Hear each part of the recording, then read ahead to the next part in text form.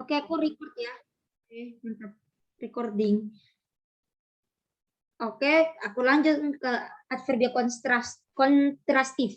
Adverbia kontrastif adalah adverbia yang menyatakan pertentangan dengan hal yang disampaikan sebelumnya. Contohnya nih, sungguh saya tidak tahu apa-apa. Bahkan kalau kamu tidak minta, saya tidak akan datang ke sini. Itu kan bertentangan tuh. Nih dari sini ya. Nah, sampai sini itu bertentangan. Bukannya minta maaf, dia malah marah-marah sama saya. Ini kan bertentangan juga nih, minta maaf dengan marah-marah. Siapa bilang dia murah hati? Justru dialah koruptornya. Nah, ini kan murah hati. Nah, ini berhubungan. Maksudnya itu bertentangan. Yang menyimpang. Oke, lanjut ke adverbia keniscayaan. Adverbia keniscayaan. Tuh, hari banyak banget ini yang join. Adverbia ini adalah adverbia yang menyatakan hubungan makna dengan kepastian akan terjadinya hal atau peristiwa. Contoh, kita pasti bisa melewati masa-masa sulit ini. Kita tentu setuju dan dengan kebijakan-kebijakan pemerintah yang merugikan rakyat. Tentu tidak setuju, jadinya keniscayaan. Makna dengan kepastian. Ini kayak yang pertama nih, kita pasti bisa melewati masa-masa sulit ini. Terus ini juga kepastiannya ya. Kita tentu tidak setuju kan ada kata-kata yang pasti. Maksudnya itu yang memiliki arti yang apa ya? Yang bisa yang memiliki kepastian. Kita tentu tidak setuju dengan kebijakan-kebijakan pemerintah yang merugikan rakyatnya. Tunggu, kalau begitu supaya mudah kita bedah aja ya, keniscayaan itu artinya apa? Keniscayaan. Keniscayaan itu Ini masih di PowerPoint. Oh, sudah ada ya? Oke, kalau begitu kita lanjut ke materi selanjutnya tentang teks prosedur. Oke. Aduh, kok. Nah, kita seputar tentang teks prosedur. Jadi kita akan kali ini mempelajari tentang pertama definisi prosedur, terus yang kedua ciri kebahasan teks prosedur, yang ketiga struktur teks prosedur. Oke? Habis itu kita lanjut. Maaf, aku kok lihat satu profil ngakak ya. Oke, kita lanjut ya. Seputar tentang teks prosedur. Yang pertama menyimak, mengenali, mengidentifikasi dan menganalisa informasi dengan menyimak video atau audio prosedur. Yang kedua membaca, mengidentifikasi dan menganalisa informasi teks prosedur. Yang ketiga menulis, teks prosedur. Yang keempat berbicara. Ini teks prosedurnya yang screen-nya belum kelihatan. Oh iya, tunggu Masih keniscayaan. Oh iya tunggu sabar, aku share ulang deh. Sekarang maaf ini mah keniscayaan lagi. Tunggu. Yang ini. Sekarang sudah kelihatan belum? Sudah kelihatan. kelihatan. Ulang ya, seputar teks prosedur. Yang pertama definisi prosedur, yang kedua ciri kebahasan teks prosedur, yang ketiga struktur teks prosedur. Yang pertama menyimak. Menyimak itu menganalisa, mengidentifikasi dan menganalisis informasi dengan menyimak video atau audio prosedur. Yang kedua membaca. Membaca itu mengidentifikasi dan menganalisa informasi teks prosedur. Tiga menulis. Menulis itu menulis teks prosedur. Yang keempat berbicara, membuat vlog mengenai teks prosedur. Maaf, tenggorokanku kering nih, jadinya agak-agak gimana. Teks prosedur. Bentuk teks prosedur dan bentuk-bentuk teks prosedur dalam kehidupan. Ini berupa infografis ya teks prosedurnya. Jadi ada cara tepat mengobati luka terbuka lalu orang tenggelam. Pertolongan pertama orang tenggelam. Oke, definisi teks prosedur. Teks prosedur itu adalah tahapan kegiatan untuk menyelesaikan suatu aktivitas. Terus juga bisa diartikan sebagai metode langkah demi langkah secara pasti dalam memecahkan masalah. Jadi ini sama aja ya, tahapan kegiatan untuk menyelesaikan suatu aktivitas atau metode langkah demi langkah secara pasti dalam memecahkan masalah. Kan sama-sama nih untuk menyelesaikan masalah atau memecahkan masalah. Begitu ya. Terus text procedure itu ada 3. Yang pertama text procedure untuk menggunakan alat, yang kedua text procedure untuk membuat sesuatu, yang ketiga text procedure untuk melakukan sesuatu. Oke, kalau bentuk text procedure itu ada 4 ya. Tips, habis itu protokol, resep, aturan pakai. Kalau umpamanya tips itu untuk tips itu tunggu dulu. Kita lanjut ke protokol dulu ya. Protokol itu untuk melakukan sesuatu. Terus kalau resep itu membuat sesuatu, kalau umpamanya aturan pakai itu untuk melakukan sesuatu. Kalau seumpamanya tips itu untuk melakukan sesuatu juga. Jadinya yang membuat sesuatu itu hanya resep. Umpamanya resep bikin ayam betutu. Itu aku nggak tahu asal-usul video itu, cuman aku itu baru tahu ayam betutu itu dari temanku itu bikin konser, nggak jelas. Maksudnya itu konser di kelas gitu. Ya, konser-konser kecil karena jam kos, daripada tidak mengisi dengan hal-hal yang bermanfaat. Ya, itu sebenarnya nggak bermanfaat. Daripada tidak mengisi kegiatan hanya cuma pelangap-pelongoh game aja, lebih baik diisi kan. Jadinya kalau umpamanya tips itu untuk melakukan sesuatu, kalau umpamanya protokol itu untuk melakukan sesuatu juga, resep itu membuat sesuatu, terus aturan pakai juga melakukan sesuatu. Oke, kita langsung ke slide selanjutnya karena waktu kita terbatas ini. Oke, ini audio yang tadi ya. Oke, tunggu. Unsur kebahasan teks prosedur. Unsur kebahasan ada 5. Ada 5 untuk teks prosedur. Yang pertama menggunakan penomoran, yang kedua kalimat imperatif, yang ketiga kata keterangan, yang keempat menggunakan kata ganti, yang kelima kalimat pelepasan. Yang pertama menggunakan penomoran. Penomoran digunakan untuk menjelaskan sebagai bahan yang digunakan dalam petunjuk aktivitas. Penomoran memudahkan membaca atau pendengar melakukan atau membuat sesuatu agar dilakukan secara runtut atau runtut itu berurutan. Penomoran dalam teks prosedur biasanya menggunakan angka dan huruf juga huruf. Screen-nya belum kelihatan, masih yang tips, protokol, resep, aturan pakai. Iya, itu masih sama. Aku share ulang ya. Mana ya? Oh ini, unsur kebahasan. Oke. Tadi penomoran sudah ya. Udah tahu kan tadi penomoran? Antares tadi ada yang minta link YouTube-nya buat yang ini. Belum aku upload. Oke. Sabar. Mungkin besok udah ke-upload ya. Terus aku juga mau bikin pembahasan buat teks prosedur ulangan. Latihan. Jadi unsur kebahasan ada 5, menggunakan penomoran, yang kedua kalimat imperatif, yang ketiga kalimat keterangan, yang keempat kata ganti. Terus yang kelima kalimat pelepasan. Yang pertama penomoran. Penomoran adalah penomoran digunakan untuk menjelaskan berbagai bahan yang digunakan dalam petunjuk aktivitas. Penomoran memudahkan pembaca atau pendengar melakukan atau membuat sesuatu agar dilakukan secara runtut atau berurutan. Penomoran dalam teks prosedur biasanya menggunakan angka dan juga huruf. Ini yang menggunakan angka ya. 1, makanlah makanan ini. Terus yang kedua, selain sayur pastikan ini. Terus yang ketiga, kalian juga harus mengonsumsi buah dengan kaya akan vitamin ini. Begitu ya. Oke. Ini yang pakai huruf nih. Pertama, siapkan nasi 4-5 centong. Yang kedua, bersihkan sawi hijau dan potong sesuai selera. Terus ketiga, potong tipis-tipis ayam bawang, habis itu dan seterusnya. Kayak bikin ayam betutu tuh aku nggak tahu itu dari mana videonya. Aku lupa sih bikin ayam betutu itu gimana. Itu kalau nggak salah teks prosedur, cuman aku agak-agak lupa. Cara membuat sesuatu kan? Iya. Dia itu resep membuat ayam betutu itu. Membuat sesuatu.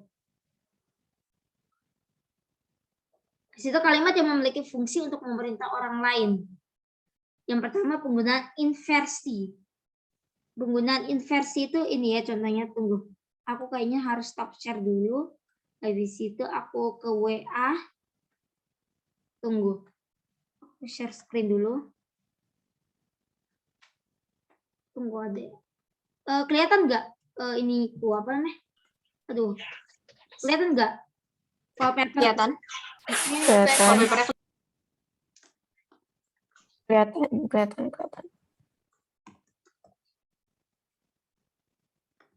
Oke.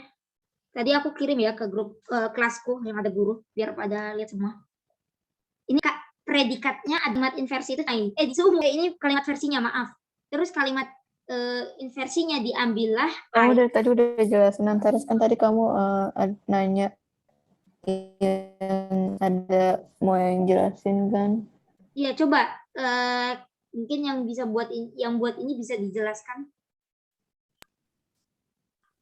Saya bisa jelaskan mungkin. Coba dijelaskan, aku kurang ngerti sih kalau ini. Dari awal dulu, dari inversi. Inversi ya. Jadi inversi itu adalah predikatnya ada di depan mendahului subjek. Nah, ini contohnya ada nih yang itu ya. Predikatnya ini kan Keisha mengambil air di sumur, yang predikatnya itu di belakang subjeknya kan. Kan Keisha mengambil air di sumur ya kalimatnya, SPOK. Nah, inversi itu tadi predikatnya di depan mendahului subjek. Jadi dibalik, diambillah air itu di sumur. Oleh Keisha, bisa juga ditambahin subjeknya. Tapi ini saya itu ya, lupa nulis ya. Kalau dari kalimat inversinya sendiri ya, ini inversinya sendiri, bisa SPOK, gitu ya. Bisa dikasih subjeknya. Nah, kan teks prosedur itu biasanya nggak ada itunya kan, pelakunya tidak diketahui. Jadi saya lupa nulis gitu di sininya. Yang pelakunya tidak diketahui itu biasanya ya, itu yang di teks prosedur, bukan di inversinya sendiri gitu. Oh iya. Yang pelakunya tidak diketahui. Ngerti kan? Yang mengerti. Ngerti. Oke. Sudah dijelaskan ya oleh Keisha yang merupakan pembuat dari itu contohnya. Oke, aku lanjutkan. Udah kelihatan slide-nya? Belum. Udah. Oke. Sudah ya tadi penggunaan inversi. Terus menggunakan partikel lah. Umpama nih, belajarlah agar jenius atau agar dapat menggapai cita-citamu. Terus pelaku tindakan terkadang tidak diketahui. Terus kalau penggunaan lah itu biasanya kalimat ajakan gitulah. Yuk kita gimana?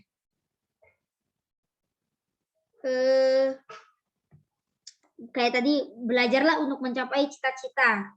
Di situ penggunaan lah lagi itu apa ya? Menuntut ilmu. Sapula. Gimana? Ya lah itu kayak sapula.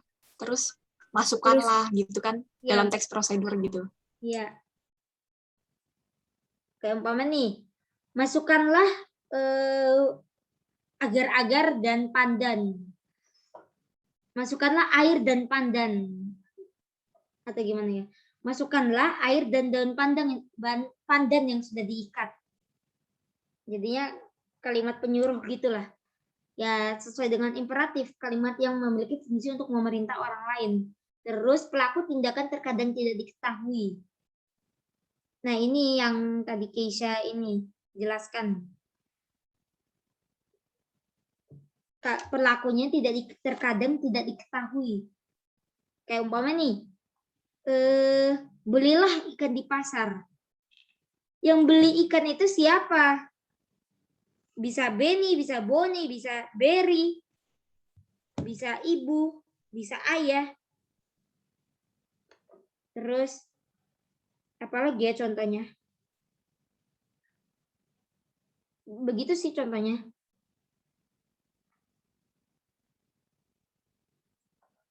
Terus sering diakhiri dengan tanda seru. Kayak umpama nih, mari kita buat. Nah itu pasti ada kalimat tanda serunya ya. Aku kurang tahu lagi contoh-contohnya apa, mungkin aja bisa aja gimana ya? Ada yang mau ngasih contoh? Kayak biasanya kalau Misalnya dalam bikin apa ya? Bikin es teh kan, masukkanlah air apa ya? Masak, bisa juga masaklah air gitu atau apa? Sampai berapa derajat gitu kan? Bikin teh. iya, Terus pokoknya tuanglah air panas ke dalam gelas gitu. Berapa mili, berapa gitu. iya. Jadi kalau menurutku ya, tanda seru ini kalimat yang mengajak atau memerintah orang untuk melakukan sesuatu. Oke, itu pendapatku ya. Oke, kita lanjut ya. Fungsi keterangan. Keterangan bukan unsur kalimat utama. Unsur utama kalimat. Keterangan dapat berada di awal, akhir maupun di tengah, kecuali di antara predikat dan objek. Contohnya nih, gimana ya predikat dan objek? Beli ikan di pasar, begitu kali ya? Ada yang bisa menjelaskan nggak maksudnya antara predikat dan objek? Objek itu kayak benda. Iya, Kalau predikat kayak kita melakukan apa? Kegiatannya kan predikat. tuanglah air gitu kali ya, atau timba air di sumur. kerja kan. Mungkin kayak gitu ya contohnya. Oke, kalau gitu kita lanjutkan dulu ya. Jenis keterangan yaitu tempat waktu, alat, tujuan, cara, perbandingan, dan sebab. Kayak umpama nih, kita harus belajar tik. Tujuan kita belajar tik adalah titik-titik. Umpamanya agar kita bisa berpikir komputasional. Kan itu kan pendapat kita. Pendapatku sih itu. Begitu ya contohnya. Terus menggunakan kata ganti. Kata ganti berkaitan dengan partisipan. Nah, kata kuncinya itu partisipan. Yang digunakan kata ganti yang sering digunakan. Yang digunakan. Kata ganti yang sering digunakan adalah Anda, kamu, kita. Kita ini berarti kalau beda ya kita dan kami. Kalau kita itu yang di dalam Zoom ini adalah kita. Kalau kami itu bisa aja nih. Kami 7A. Nah, berarti yang warga kelas 7A aja yang masuk ke kami. Atau kami warga lab school. Nah, itu ya semua warga lab school. Kecuali kita yang ada di Zoom meeting ini atau kita yang berada di Indonesia, berarti semua orang yang berada di Indonesia. Terus Anda itu berarti, umpamanya nih, pertama itu kan saya. Saya itu ya kita, maksudnya, maaf itu bahasa, kalau timur sana itu kita itu bisa artinya saya. Kalau umpamanya Anda itu bisa kamu, yaitu pandangan, bukan orang kedua. Iya gak sih orang kedua? Kayak Iya. yang Kan ada iya. orang lainnya yang ada di sekitar mereka kan. Kayak umpamanya nih kamu itu maksudnya itu orang kedua, maksudnya itu umpamanya nih aku ngomong sama Keisha. Kamu udah makan belum? Nah, itu kan orang kedua, maksudnya itu gimana ya? Penjelasannya itu aku kurang ngerti sih. Jadinya orang kedua kalau umpamanya nih Keisha dia sudah makan belum? Nah, itu kan dia itu kan umpamanya nih siapa ya? Alia. Nah, berarti kan orang ketiga. Bukan tikung-tikungan ya. Maksudnya itu orang kedua itu maksudnya itu kayak Keisha itu merupakan orang kedua yaitu kamu atau Anda. Terus kalau umpamanya Alia itu orang ketiga yaitu dia. Kalau bahasa Inggris mungkin kayak he, she, abis itu gimana ya? Kan kita belajar bahasa Indonesia. Halo, gimana? Kalau bahasa Inggris kan they. Ya. Iya, pokoknya begitulah. Jadinya ada orang kedua, ada orang ketiga. Kalau orang kedua itu, oh ya aku baru ingat, orang kedua itu Anda, kamu. Yang kayak umpamanya aku ngomong sama Keisha, kamu sudah makan belum? Nah itu orang kedua yang aku ulangi lagi ya. Di situ umpamanya nih, aku tanya Keisha, Keisha dia sudah makan belum? Nah itu kan bisa Alia. Aku tanya Alia nih, dia aku kan nanya ke Keisha, berarti Keisha itu merupakan orang kedua. Terus aku tanya ke orang ketiganya, itu Alia. Begitu ya?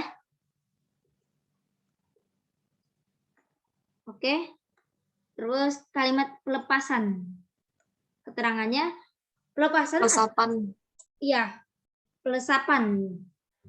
Ya, kok kurang lebih kalimat pelesapan itu kalimat kalimat efektif gitu. Keterangannya. Pelepasan adalah penghilangan bagian tertentu yang sama dan sudah disebutkan pada kalimat sebelumnya. Ini harusnya tunggu aku agak mana.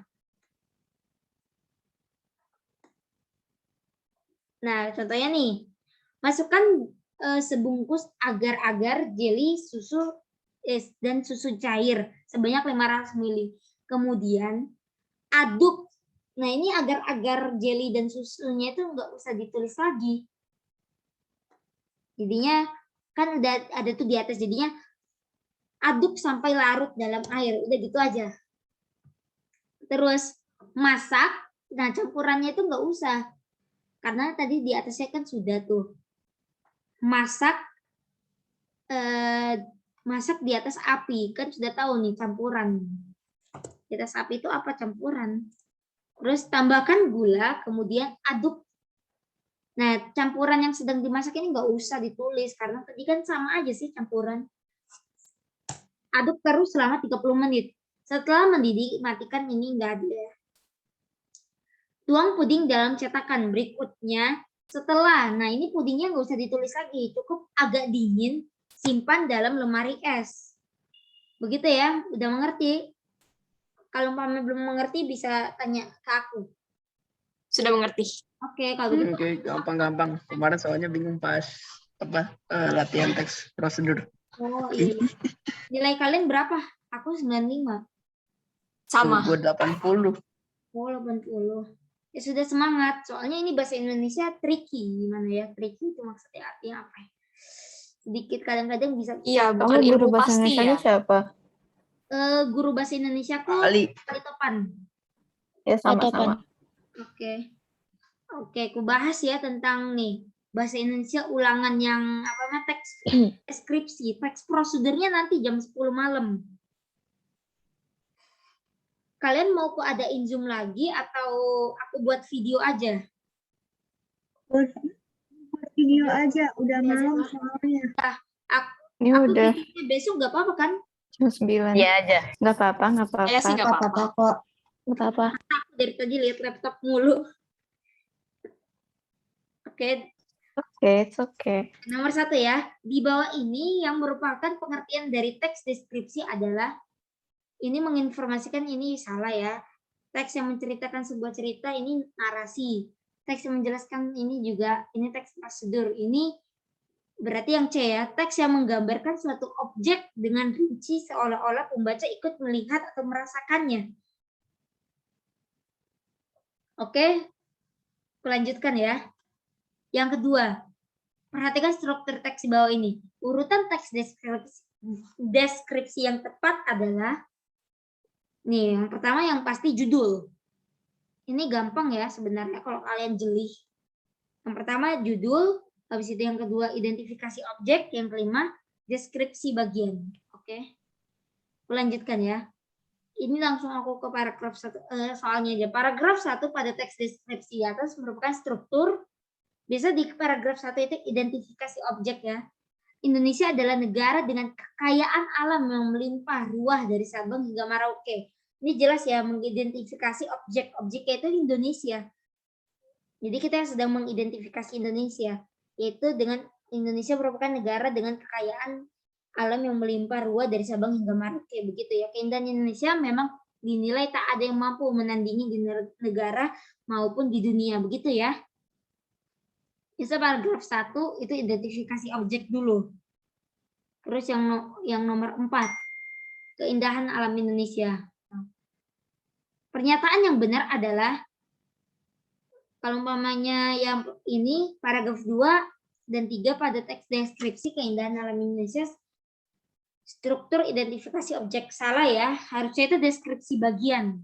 Yang benar A.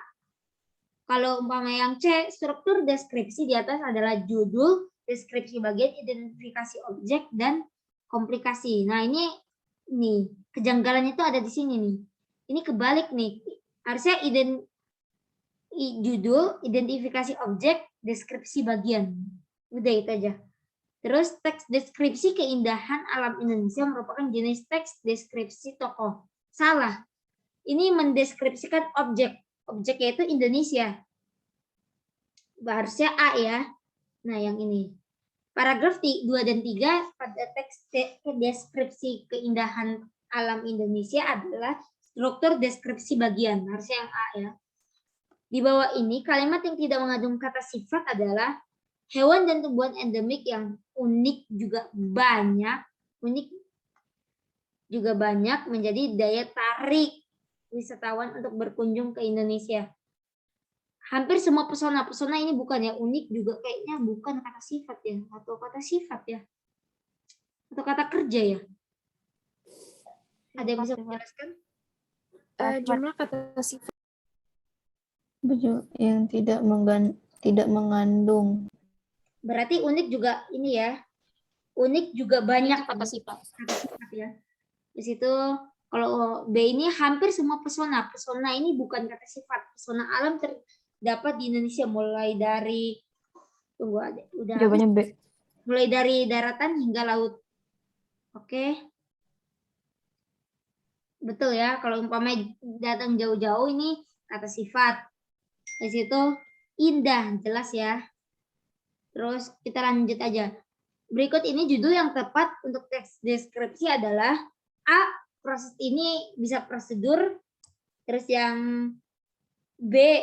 Dia bukan keluargaku. Ini lebih ke arah judul sinetron. Yang ketiga atau yang C. Membuat roket air sederhana. Ini teks prosedur. Ini bukan teks ini apa ya? Proses terjadinya fenomena tsunami. Ini bisa teks prosedur sih. Terus pantai Seginggi kebukti keindahan alam Lombok. Nah ini ya untuk teks deskripsinya. Bacalah teks deskripsi di bawah ini. Ayu adalah gadis hitam. Nah ini kan gadis-gadis ini kan pasti tokoh lah. Jelas ya, apalagi memiliki nama. Ini tokoh ya. Tokohnya itu Ayu. Apalagi nih. Lisa yang merasa sangat nyaman berteman. Nah, ini kan teman ini kan pasti manusia. Tokoh ya berarti.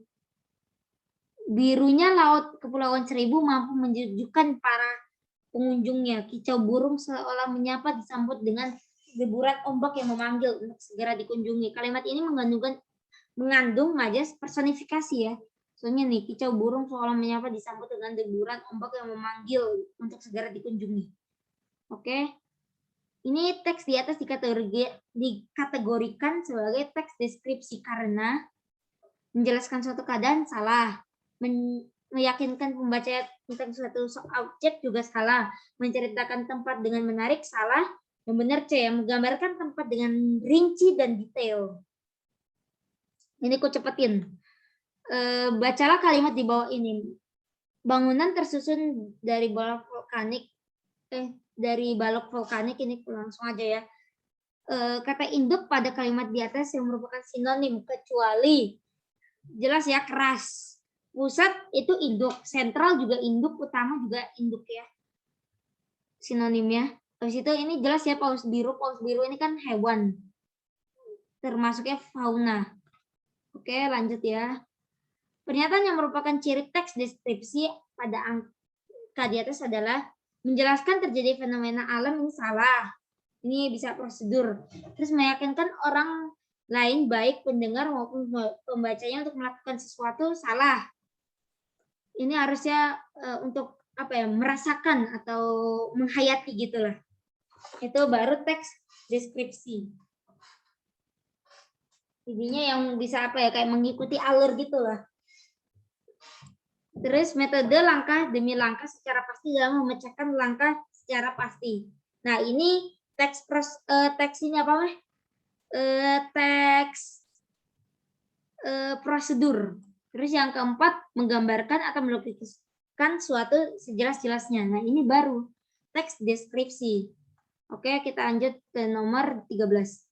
Puisi memiliki bulu halus. Pusi memiliki bulu halus. Ini jelas ya, pusi. Pusi ini nama kucing. Terus sementara ekornya berwarna coklat dan sangat menggemaskan. Kan ekor itu yang punya ekor itu hanya hewan kan? Berarti jelas ya, C, deskripsi hewan. Upacara kasada merupakan upacara adat dilakukan oleh suku Tengger. Nah, itu harus jelas ya, upacara adat. Teks deskripsi itu tentang upacara adat. Begitu ya. Terus jelas ditambah lagi nih di bawah. Upacara ini merupakan satu ritual masyarakat suku bangsa Tengger untuk meminta pengampunan dari Brahmana. Begitu ya. Terus kita lanjut deh. Penggunaan kata sifat salah satu ciri teks deskripsi ditunjukkan oleh angka. Harusnya ini angka 3. Kenapa? Soalnya dalam upacara ini masyarakat suku bangsa Tengger membuang sesaji. Nah, kan membuang ini kata sifat ya. Bukan antara. Membuang Itu Bukannya jumlah ya. ya, jumlah yang besar. Maaf, aku kurang teliti. Kalau umpamanya nomor 2 ini enggak ada ya. Ini semuanya kata kerja. Pengampunan kata kerja. Ini jumlah yang besar baru kata sifat. Maaf, aku tadi kurang teliti. Oke, lanjut ya. Teks tersebut mendeskripsikan tentang, kalau aku ya, menurutku cara taunya itu, nah dari sini nih, hancur leburlah sarang burung itu. Ranting, daun, akar-akaran, dan bulu-bulu burung berterbangan kemana-mana, ditiup angin kencang. Kalau menurut kalian gimana tentang jawabanku, sarang burung? Kalau menurut saya sih iya sih. Iya. Kan dari cerita tersebut kan kayak dia tuh mendeskripsikan keadaan sarang burung yang hancur gitu kan. Iya. Nah, itu sama si pemilik burung itu sangat sedih melihat rumahnya tanpa bekas gitu ya. Jadi deskripsi cara menghancurkan sarang burung gitu, bukan menghancurkan sih. Hancurnya sarang burung. Jadi si pemiliknya sedih apa? Oke, aku lanjut soalnya waktu sudah mau habis. Terus perbaikan kata tidak baku dalam paragraf pertama yang tepat adalah legenda udah bener nih, masa jadi legenda. Menyiptakan harusnya menciptakan. Nah, ini baru nih kata tidak baku ini, menyiptakan, harusnya menciptakan. Lontar menjadi lontar-lontar, ini malah jadi tidak baku, soalnya maksud itu kalimat tidak efektif, harusnya cukup lontar. Teater menjadi teatrikal, ini salah banget. Yang benar B ya. Oke, aku lanjutkan ke nomor 18. Informasi penting dalam teks tersebut adalah harusnya keunikan pertunjukan Mamanda. Kalau teks informasi penting itu gabungan ya, gabungan antara semua ini ya, informasi ya. Aku kurang ngerti sih maksudnya cara mencari informasi penting. Kalau menurut kalian gimana informasi penting? Apa aja maaf, yang informasi penting apa? Yang ini nih. Informasi penting dari teks ini. Iya, maksudnya itu apa informasi penting itu? Oh, mungkin maksudnya itu kayak gimana ya? Pokoknya itu tuh apa yang kita dapat dari teks tersebut itu tuh yang informasi paling umum dan paling penting itu tuh apa? Ceritanya ya. Oh, bisa Cerita sih. dalam pertunjukan Ya, Mamandanya. pokoknya berita-berita gitu. Pokoknya paling penting aja sih. Oke. Ya, itu sih menurut aku sih. Siapa tadi itu? Tadi itu siapa yang ngomong? Yang mana? Ini ya harusnya jawabannya keunikan pertunjukan Mamanda. Ini aku kurang tahu sih gimana caranya. Cuman Itu kayaknya aku pernah dijelasin sama Pak Ali. Iya, pernah juga. Aku jawab pas itu cerita. Tapi katanya bukan gara-gara apa gitu. Kalau nggak salah, Yang bener keunikan. informasi penting itu ini apa namanya, kayak gabungan antara informasi-informasi. Iya ya, keunikan kan termasuk ceritanya juga ya. Iya. Oke, aku lanjut ya, Dengan soalnya waktu iringan musiknya. habis sisa 1 menit. Terus pulau komodo juga dikenal ini. Oke, kalimat yang tepat untuk melengkapi teks tersebut adalah, kita harus lihat nih kalimat setelahnya, kan terumbu karang. Berarti kita harus cari kalimat yang berhubungan dengan terumbu karang, yaitu C.